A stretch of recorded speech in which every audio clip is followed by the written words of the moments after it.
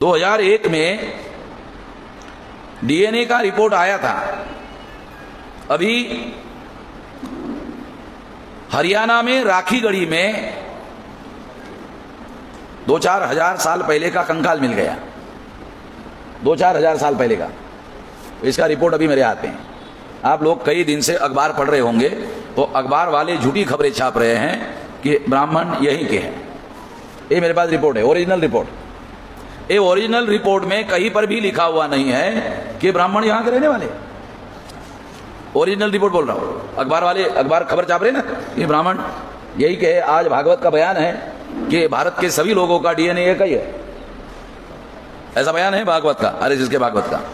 तो मैं भागवत को चुनौती देता हूं कि ये जो डीएनए रिपोर्ट है शिंदे ने बनाया पुणे के, इसमें कहीं पर भी लिखा हुआ नहीं है कि ब्राह्मण का डीएनए और समस्त भारतीय लोगों का डीएनए एक है। बल्कि डीएनए का रिपोर्ट माइकल बामशाद ने बनाया, वो कहता है कि ब्राह्मण का डीएनए यूरेशियन लोगों से मिलता है, वो वहां के रहने वाले हैं, यहां के रहने वाले नहीं है। फिर पुणे का राजन दीक्षित नाम का ब्राह्मण है, वो विदेश के कैम्ब्रिज में प्रोफेसर है। बहुत बड़ी यूनिवर्सिटी है दुनिया की, 10 यूनिवर्सिटी में एक है। तो उसने खुद लिखा, ब्राह्मण ने लिखा, राजन दीक्षित नाम के साथ बोल रहा हूं, राजन दीक्षित ने। और पुणे के सकाळ पेपर में उसकी खबर छप के आई, और वो किताब राजन दीक्षित का हमारे पास है। तो उसका कहना है कि ये जो ब्राह्मण है उन लोगों का डीएनए यूरेशियन लोगों का है। और उससे ज्यादा उसने आगे बढ़कर कहा कि यूरेशिया, जैसे ये खानदेश है ना, ये तुम्हारा खानदेश है, तो खानदेश में बहुत सारे जिले हैं, बहुत सारे तहसील है, बहुत सारे ब्लॉक है?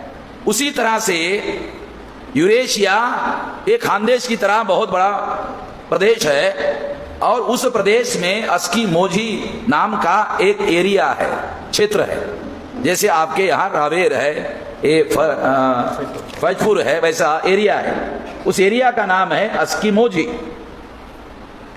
उस एरिया में मोरुआ जाति के लोग हैं। मोरुआ, पर्टिकुलर बता रहा हूं, मोरुआ जाति के लोग हैं। उनका डीएनए और ब्राह्मण का डीएनए एक है।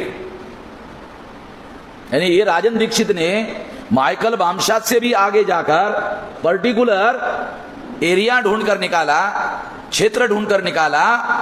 और जब पब्लिश किया ऑक्सफोर्ड यूनिवर्सिटी ने, कैम्ब्रिज ने जब पब्लिश किया, उसके बाद मोहन भागवत वहां जाकर आए।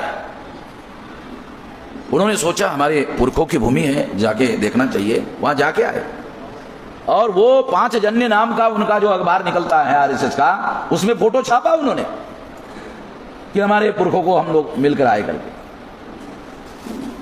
हमें ऐतराज नहीं भाई, तुम्हारे पुरखों को तुम मिलने के लिए जाते हो, तुम्हारी टिकट से गए, तुम्हारी टिकट से आए, हमें क्या ऐतराज हो सकता है? मगर भारत में रहना है तो संविधान के अनुसार रहना हो। भारत के अनुसार रहना, भारत में रहना है, हमें ऐतराज नहीं है। आप रहो संविधान के अनुसार। संविधान वर्ण व्यवस्था को नहीं मानता, संविधान जाति व्यवस्था को नहीं मानता, संविधान अस्पृश्यता को नहीं मानता, संविधान पिछड़े वर्ग पर शूद्रत्व थोपने का मान्यता नहीं देती, आदिवासियों को जंगलों में रहने के लिए मजबूर नहीं करता, और महिलाओं को दास बनाकर नहीं रखा जाता। संविधान के अनुसार सभी को बराबरी का अधिकार है। केवल पुरुषों को नहीं, पुरुषों के साथ साथ महिलाओं को भी बराबरी का अधिकार है। ये हमारा संविधान है, भारत देश का संविधान है, और इसके अनुसार ब्राह्मणों को भारत में रहने का अधिकार है। हम नहीं कह रहे कि उनको भगा देंगे, जैसे ब्राह्मणों ने अंग्रेजों से भगा दिया। ब्राह्मणों ने अंग्रेजों को भारत से भगाया। गांधी ने क्विट इंडिया मूवमेंट, भारत छोड़ो आंदोलन चलाया, और फिर भारत पर कब्जा नहीं हो सकता ये सोचकर मुसलमानों को पाकिस्तान दे दिया। जो मुसलमान रहेंगे तो ब्राह्मणों को भारत पर कब्जा नहीं करने देंगे। आपको असल बात बता रहा हूं कि कांग्रेस ने रेजोल्यूशन पास किया, आप लोगों को बताया नहीं जाता सही, हमारे पास सारा डाटा है। 157 वर्सेस 15 वोटों से कांग्रेस ने, गांधी ने, नेहरू ने रेजोल्यूशन पास किया पाकिस्तान बनाने का। ये तो हमारे पास डॉक्यूमेंट्री एविडेंस है। ये तो सारे के सारे मुसलमानों को दोष देते हैं, मगर मुसलमानों ने रेजोल्यूशन पास नहीं किया।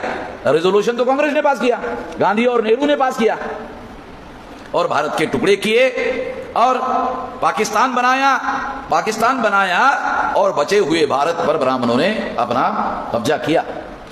अब जागृति बढ़ रही है। जब जागृति बढ़ रही है तो उन्होंने सोचा, जागृति बढ़ रही है, बैलेट पेपर से चुनाव जीतना मुश्किल हो रहा है, तो इसलिए उन लोगों ने ईवीएम मशीन लाए। सुप्रीम कोर्ट ने 8 अक्टूबर 2013 को ईवीएम मशीन के विरोध में